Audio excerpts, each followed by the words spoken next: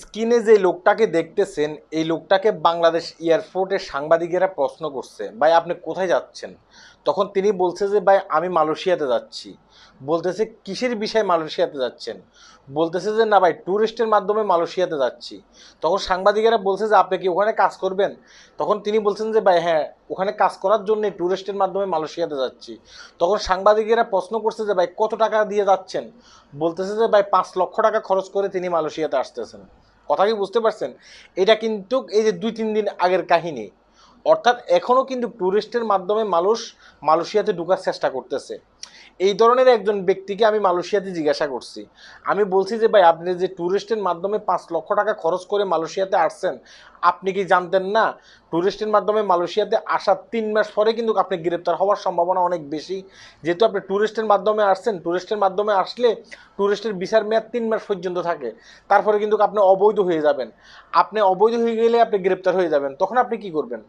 তখন তারা যে আমাকে তথ্য দিছে সে তথ্যটা কিন্তু খুবই গুরুত্বপূর্ণ একটা তথ্য দিছে। তারা আমাকে কি বলছে জানেন? বলছে যে ভাই দেখেন, আমি তো মালয়েশিয়া আসার জন্য দালালকে টাকা দিই নেই, আমি অন্য একটা কান্ট্রিতে যাওয়ার জন্য দালালকে 5 লক্ষ টাকা জমা দিছি। এখন সেই কান্ট্রিতে দালাল আমাকে নিতে পারে নাই। এখন ওই টাকাও কিন্তু তারা আমাকে দিচ্ছে না। আমি কয়েকবার ওই দালালের অফিসে গেছি আমাকে টাকা দেওয়ার জন্য। লাস্ট পর্যন্ত দালাল আমাকে বলছে যে ভাই টাকা তো এখন আর ফেরত দেওয়া যাবে না, টাকা কিন্তু দেখা গেছে কি বড় বড় অফিসারদের পকেটে চলে গেছে। আপনি এখন একটা কাজ করতে পারেন, আপনাকে ট্যুরিস্টের মাধ্যমে আমরা মালয়েশিয়াতে পাঠাইতেছি, আপনি সেখানে ট্যুরিস্টের মাধ্যমে যান। যাওয়ার কিছুদিন পর দেখা গেছে কি মালয়েশিয়ান গভর্নমেন্ট সুযোগ দেবে। এখন কিন্তু সুযোগ দিচ্ছে না, কিছুদিন পরে সুযোগ দেবে অবৈধ লোকদেরকে বৈধ করার। তখন কিন্তু আপনি সুযোগ বুঝে আপনি বৈধ হয়ে যেতে পারবেন।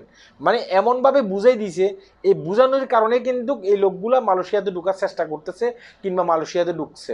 এই লোকগুলো জানে না যারা মালয়েশিয়াতে দেখা গেছে কি আজ থেকে 3 থেকে 4 বছর পর্যন্ত অবৈধ অবস্থায় আছে, তারা কিন্তু ঠিকমতো কাজ কাম পাচ্ছে না। কারণ অবৈধ থাকলে একজন ব্যক্তিকে দেখা গেছে কি ভালো একটা জায়গায় কাজ দেয় না, সে ভালো একটা জায়গায় কাজ করতে পারে না। এই দিক দিয়ে এই যে কৃত্রিমভাবে মালয়েশিয়াতে কিন্তু অবৈধ লোকের সংখ্যা দিন দিন বাড়তেছে। আমি কৃত্রিম কেন বলতেছি দেখেন, আপনি যদি মালয়েশিয়াতে একজন অবৈধ প্রবাসী হয়ে থাকেন, হয়তোবা দেখা গেছে কি আপনি কোনো একটা কোম্পানিতে আসছেন, সেই কোম্পানিতে আসার পরে দেখা গেছে কি কোম্পানির কাজ বন্ধ হয়ে গেছে, অথচ কিন্তু আপনি ওয়ার্কার বিষয়ে মালয়েশিয়াতে আসছেন। কিংবা দেখা গেছে কি আপনি সেই কোম্পানিতে থাকা অবস্থায় আপনি আনফিট হয়েছেন। আনফিট হওয়ার পরে এখন আপনি কি করবেন? আপনি তো টাকা পয়সা উঠাইতে পারতেছেন না। আপনি যে 3 থেকে 4 লক্ষ টাকা খরচ করে মালয়েশিয়াতে আসছেন, সেই টাকাও কিন্তু আপনি উঠাইতে পারতেছেন না। এই কারণে আপনি অবৈধ হয়েছেন। এখানে দোষের কিছু না, দোষ হচ্ছে এখানে এই যে লোকগুলোকে ঠেলে ঠেলে মালয়েশিয়াতে ফাটানো হচ্ছে। কারা তাদেরকে মালয়েশিয়াতে ফাটাচ্ছে? এই যে দালাল চক্রগুলো দেখা গেছে কি অ্যাডভান্স তাদের কাছ থেকে টাকা পয়সা খেয়ে বসে আছে। এখন কি করতেছে, যেহেতু টাকাগুলো ফেরত দিতে পারতেছে না, এই লোকগুলোকে মালয়েশিয়াতে ফাটাইতেছে। আর এই কারণে মালয়েশিয়াতে দিন দিন দিন দিন দেখা গেছে কি কৃত্রিম অবৈধ লোকের সংখ্যা বাড়তেছে। আর যখন অবৈধ লোকের সংখ্যা বাড়তেছে তখন মালয়েশিয়ান গভর্নমেন্ট কি করতেছে, কয়েকদিন পর পর বিভিন্ন জায়গায় রেড চালায়, কয়েকদিন পর পর বিভিন্ন জায়গায় রেড চালায়।